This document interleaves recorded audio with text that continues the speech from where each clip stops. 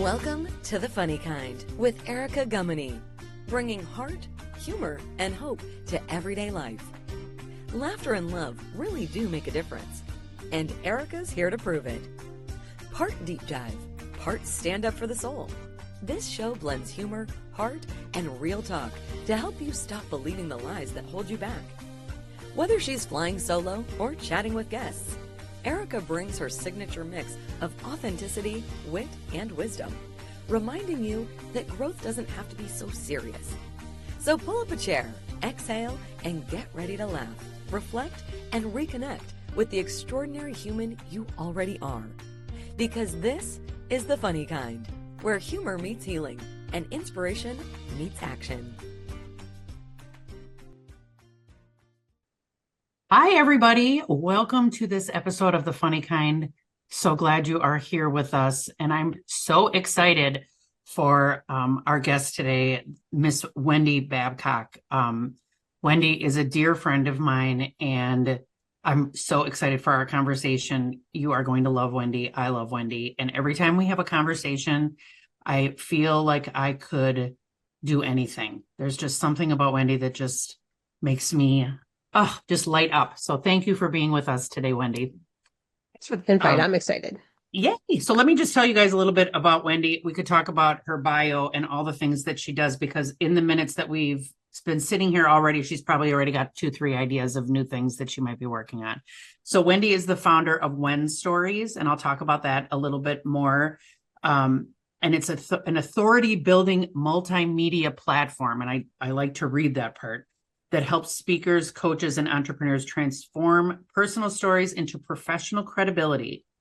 Wendy is the author of The Invisible Line, which is a book that is coming out in a matter of days. So excited about that. Wendy's a TEDx speaker. She's a Forbes Entrepreneur of Impact nominee, Small Business of the Year, yada, yada, yada, yada. Okay, like so many things that Wendy has going on. But what I like to say about Wendy is that she is a breaker of chains. And I'm sure I'll get emotional while we're talking. But Wendy has made a really big impact in my life. And what we're going to be talking today about is hope. And that Wendy gave me hope. When I met Wendy, she shifted something in me. And so let me just, first of all, again, thank you for being here, Wendy. Thank you. I'm excited. Mm-hmm. Yeah. I love having conversations with you. I know, me too. We could just do this for days. So I'm just going to get into why this topic of hope. The world is crazy. It seems like there's just so much happening, and it's hard to feel hope. There's just a constant influx of terrible news, terrible things. And hope feels, I don't know what it feels like, but it feels hard. And so I was thinking of doing a podcast on my own, just an episode on my own, and called it Random Acts of Hopefulness, where I would just pull different things and talk about it. But Wendy made a comment on a Facebook post that I had made, and that kind of bounced us into a conversation. And I asked the group of friends on Facebook, what does hope mean to you? And Wendy said, hope feels like a breath I've been waiting to take. How I choose it when I feel out of control. I basically tell myself that no amount of worry will help or solve the problem. So I have let go of the outcome and expectation, and then hope naturally seems to flow in.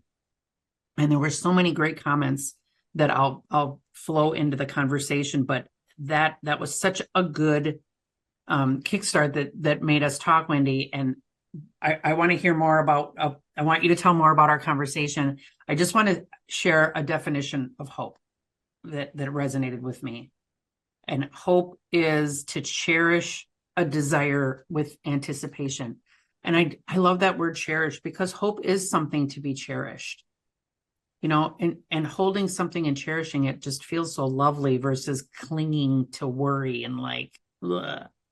And hope is a confident, joyful assurance in God's promises and your future. And it's not wishful thinking. Right. So I just love that. So I think worry is inaction, hope is action. So that's kind of what we're talking about today, and how hope changes. So that's setting us up. So Wendy, welcome. What do you think about all that?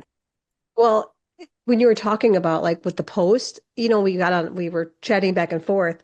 I had shared with you that I had woke up in the middle of the night that night.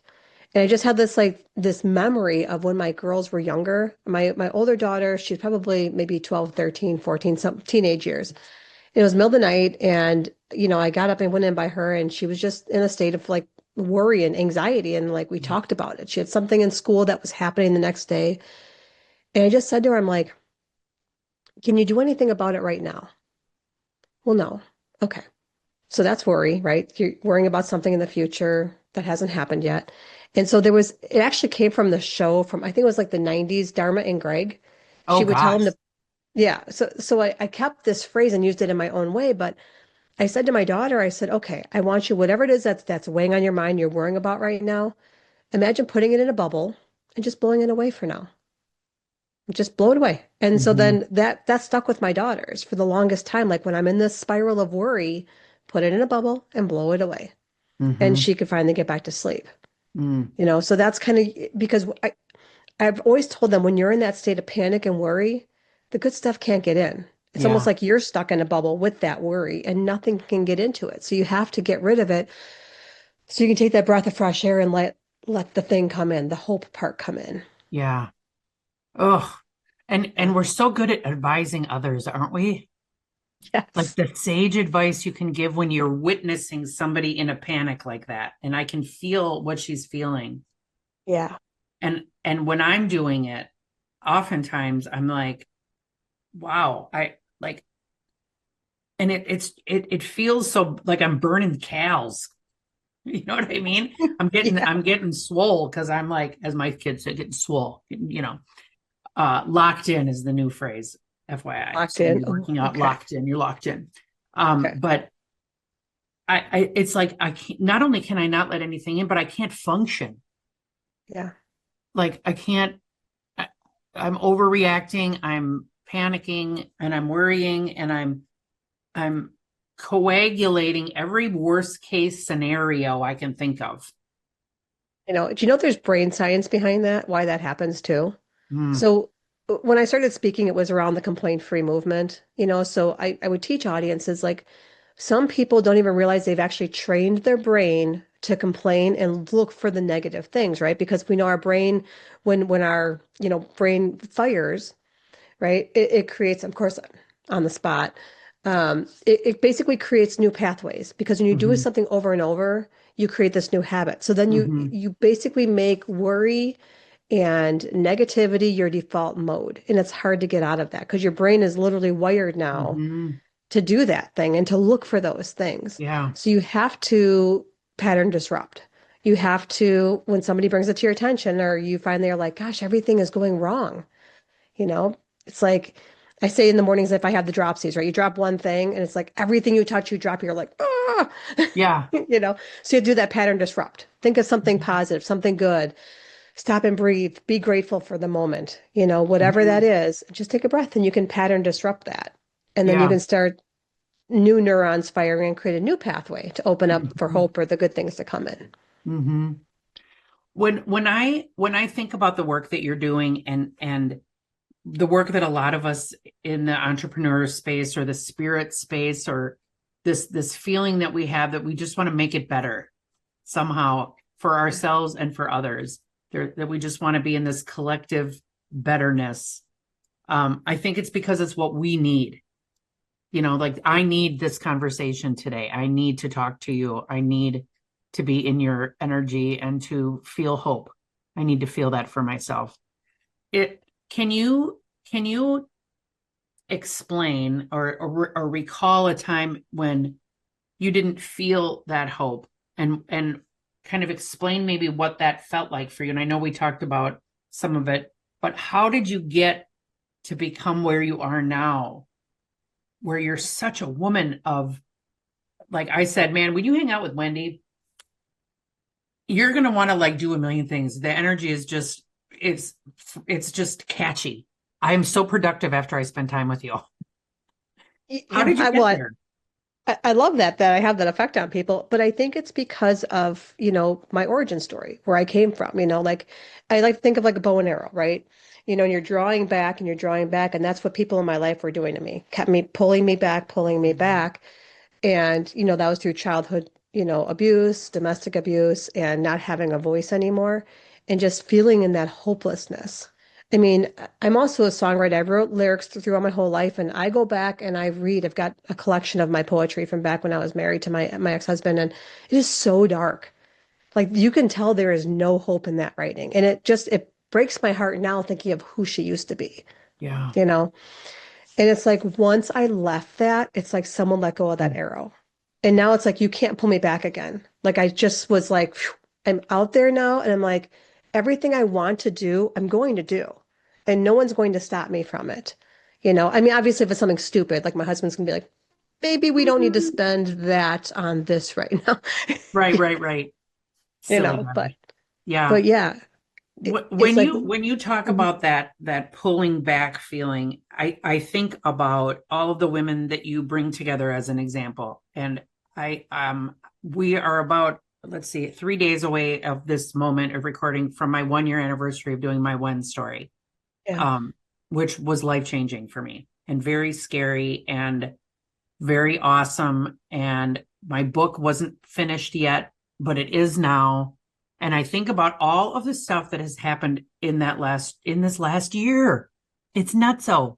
yeah, And so to hope, like I talked about writing a book for 15 years yeah. and I always hoped it would happen. And I thought about it and I thought about it and I thought about it and I tried and I stopped and I tried and I stopped. When you had said like something happened that pulled you back and then bleep, was it a combination of things for you? Was it the helpers that came to you? What do you think it was that finally released it? It's interesting because it was literally like when I left my ex, I was 31 and I'd been with him since I was 16. So that's a big portion of my life. I had two daughters. And when I walked out of that situation, it was hard for a long time, of course. But it's like once I realized I get to make decisions for myself, small things and not even like the big decisions, things like, this is so dumb, but like I loved the show Everybody Loves Raymond. Mm-hmm. So when we were together, there was always two shows back to back. And like after the first one, oh, I'm gonna go to bed. I'm like, okay, go to bed. But then you come out and be like all pissy or whatever, like you're gonna sit out here and watch the second one. So it was just little things like that, right? Yeah. So making decisions for myself, like when I was on my own, like if I want to stay up late, I can stay up late. If I want to, just I Yeah. don't know, whatever I want to do, I can do. And it was just like that aha moment of like, oh, I can do what I want to do now. So like the Yeah. sky was literally the limit. Mm-hmm. So when Mm-hmm. opportunities came up, I just started to learn just to say yes and just jump before I really even thought it through. And Yeah. negatives and positives with that, of course. But Right. you learn, it's more about learning who I really was after I left that situation and trusting my Mm-hmm. intuition, Mm-hmm. or call it, God, your faith, whatever it is, but just trusting that. And when Yeah. something's really nudging me or hitting me with a 2x4 to say yes, to just jump and do it. Yeah. And I love surrounding myself with people like that because when you have had trauma and when your neurological system or your nervous system, not your Hmm. neurological, your nervous system is recalibrating, Yeah. it is really difficult to feel hope and it is difficult to be brave and try Yeah. things, and we had a couple issues a few years ago that were really difficult and it affected me more than I realized, because I'm so resilient and I've had this and that and but going to therapy and really and not drinking. I haven't drank since my sister died. That'll be 2 years since she passed away. And so Yeah. just being clear headed and really being able to dig in, which is not fun, Yeah. taking the numbing away and really looking at stuff. Um, has been very difficult, but I'm aware now of my nervous system and I'm aware of when I'm off. Yeah. And for me, overthinking is my protectiveness.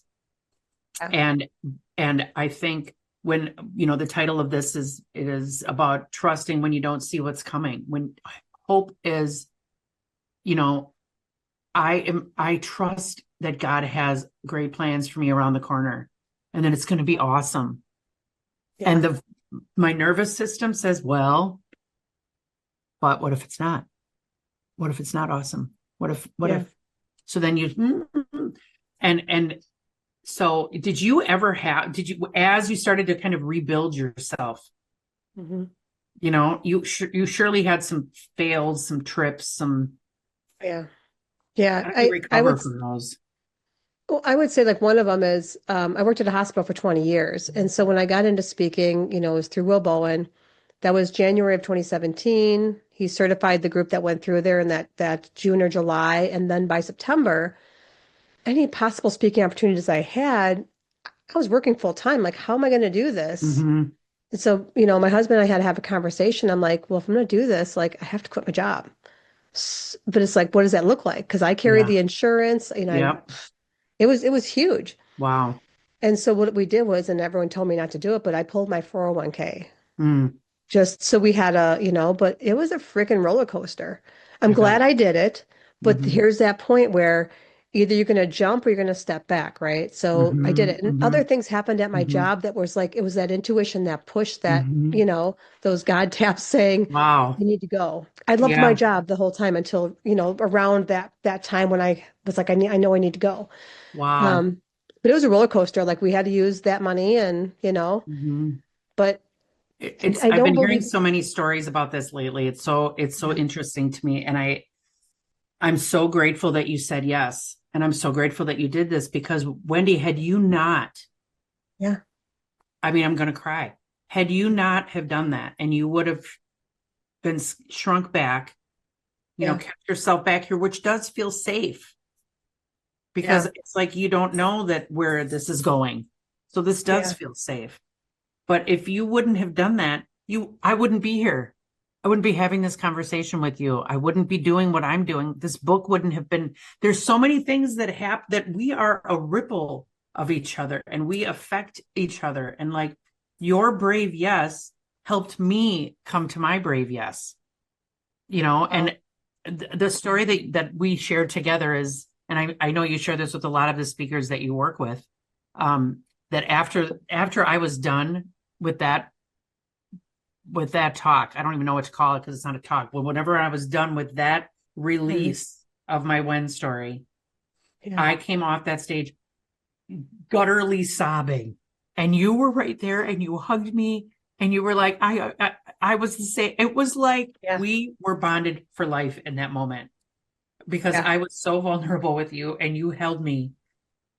And I mean, that's like, if any of you are listening to this right now and you feel like you have a story to tell, or I'm not a bow and arrow person, but whatever this thingy is, if you're watching, yeah, you've got your thingy pulled back and you want to do something, yeah, don't, don't, don't be scared. yeah, Let hope in. What if it does work out?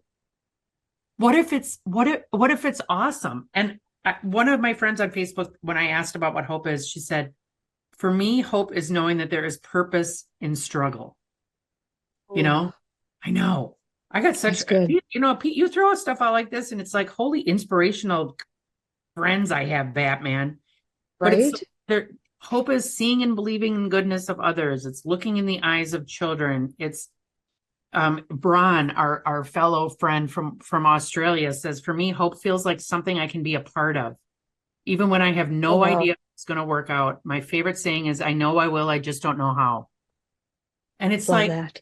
oh, so I feel like I can't control what's happening on the other side of the world. I can't control what's coming out of other people's mouths or how they treat me or how Yep. they treat others, but I can control this, and I can be open and brave to release me bow I'm sure you've watched Brave with your grandkids. If you have not, Yes. I'm sure you do. Okay. But so I to me that like hope is that you're gonna make it, even if you can't see where you're going. Like, I don't know where my arrow is gonna land, but I know I gotta get out of this. I gotta move. Yeah. I can't hold it back anymore. What you're saying is exactly like what we've all lived. Like every step we've taken so far, you saying yes to doing your one story and then actually doing, you didn't know how that was gonna come out of, Hmm. right? So I always like to say, look back on your life at those one moments, right? Yeah. Those things when everything changed for you, you didn't know there was hope in the future. So Hmm. every time you go through something challenging, something really hard, and you're on the other side of it, look back because you're in the hope already. Hmm. You made it. You're still here. You're still Yes. breathing. You're still walking. You're still Yes. making a difference. Yeah. You're You know? standing in the hope you prayed for. Yeah, You're standing in the exactly. answered prayer. And we don't, Yeah. man, we don't pause and think about that. We are on to the next thing, and we're on to, I wish it was different. And I wish, and if Hmm. only, and how come. And our world and our media is like screaming at us to be afraid and that there's Yeah. something wrong with us. Yeah. You have to do this. You have to sign up for this. You have to inject this. You have to stop eating this. You have to do, it's just constant, Yeah. But and it's so unhealthy. I've told my daughters they're adults now and stuff too, but like when one of them, is getting so wrapped up in what's going on in the world, and you feel hopeless and you feel like helpless at the same time. Like, how can Yeah. I make a difference? I tell them, turn off your phone, get off of screens, go out and be around people Yeah. because that's where you're going to see the difference. Yes. If I sat in my house all the time, which I do a lot of, honestly, but when I really want to feel hope, I go out and get around. I'll sign up for networking things, even if it's like, oh, I got to leave the house, I got to do the thing. But then you get around real Hmm. people and you Yes. realize that people are good. People are When you good. have real conversations, you're like, Yes. oh, people Yeah. are online. It's easy to be a keyboard Hmm. warrior and be a jerk and all the things, Hmm. right? But when you're around Hmm. real people and you put yourself in those, you realize that, wow, even if people don't agree and people who maybe don't believe on the same level as you politically or Right. whatever it is, Right. you're still human and kind to each other. Yeah. And I think and I'm getting this message a lot lately. Another friend of mine says, be where your feet are, Yes. serve where your feet are. I can't Yeah. control what's happening out there, but I can get out, and I'm a super high extrovert, Yeah. so for me, give me a room full of people and I'm like, yeah, I love it. But if I'm sitting around at home and, it's just not good for me. And I think I just, I want, okay. I want to end it with this because I really want to honor you, Wendy, and I want people to know how they can connect with you, because we could talk about this forever. The point is, hope is action. Hope is, get out of here, get out of your mind, get off your phone. Don't let other people tell you all the terrible things that could happen.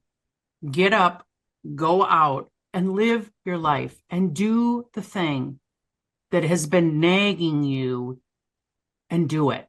And if one of those things is, I want to tell a story, I have something to say, my voice like when you were saying that people are pulling you back, you couldn't speak. If you have a story to tell, please reach out to Wendy. She and her facilitating team have Wen's stories.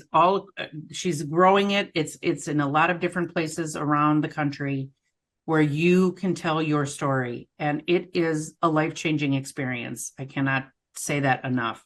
Um, Also, Wendy has her book coming out that I talked about, The Invisible Line. She has songs. I mean, Google Wendy Babcock and you'll spend some time. You'll just spend some time. There is two of us though. Just be careful which one you land on. Oh, okay. I didn't know that. Okay.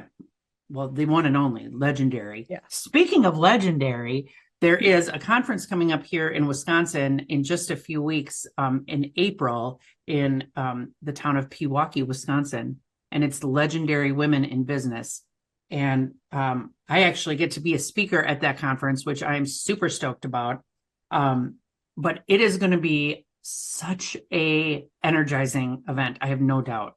And so if you are in the Wisconsin area and you are you are an entrepreneur, you are a side hustler, whatever we're calling it, and you just need to be around amazing women who are activators and chain breakers who will help you release that which is within you, please sign up for that conference. So we'll share a link with that, but I would love to see you there. I would love for you to experience Wendy in the way that I have, and to fill your life with hope and give yourself a chance to realize,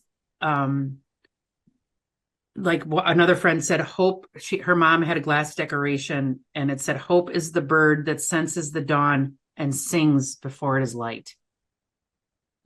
Beautiful. I know. I just love that. So what last thoughts do you have for us, Wendy, as far as hope and anything else you might want to share of the work you do? What just came to mind is a song that my co-writer and I wrote ages ago, probably in maybe 2007, 2008. It was called Hope Whispers, because hope doesn't yell, hope whispers, and you have to listen for the whispers.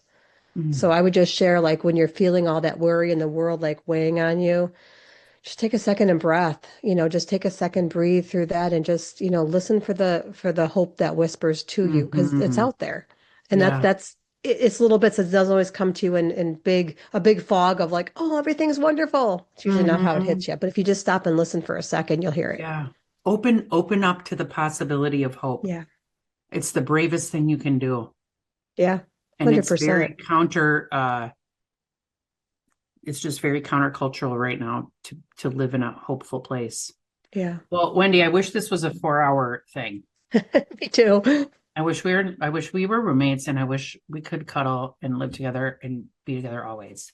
Me too. You're just so much fun to be around, and you're hopeful too. You give me hope, you're always bright and sunny, and you just, always have positive things to say. I don't know that I've ever heard you speak negatively, honestly.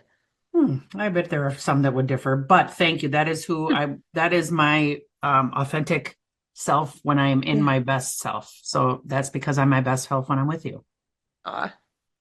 So, well, thank you everybody for being here again. Please stay in touch with Wendy. We'll share her links there. I would love to see you at Legendary Women in Business in April. I will share my Wen story, Wendy's Wen story, everybody's Wen story, and hopefully yours is coming soon. So thanks for being with us on this episode of The Funny Kind, and we will see you soon. Thanks for tuning in to The Funny Kind with Erica Gumieny, where humor meets healing and inspiration meets action. If this episode made you laugh, think, or become inspired, be sure to like, share, and tell a friend who could use a dose of heart and humor today. And don't forget to tune in to The Funny Kind, right here on Transformation Talk Radio, for more real talk, big laughs, and light bulb moments. Want to connect with Erica and learn more about turning your pivotal moments into powerful growth? Visit yourpivotalpoint.com. Until next time, keep laughing, keep loving, and keep spreading a little bit of funny and a whole lot of kind.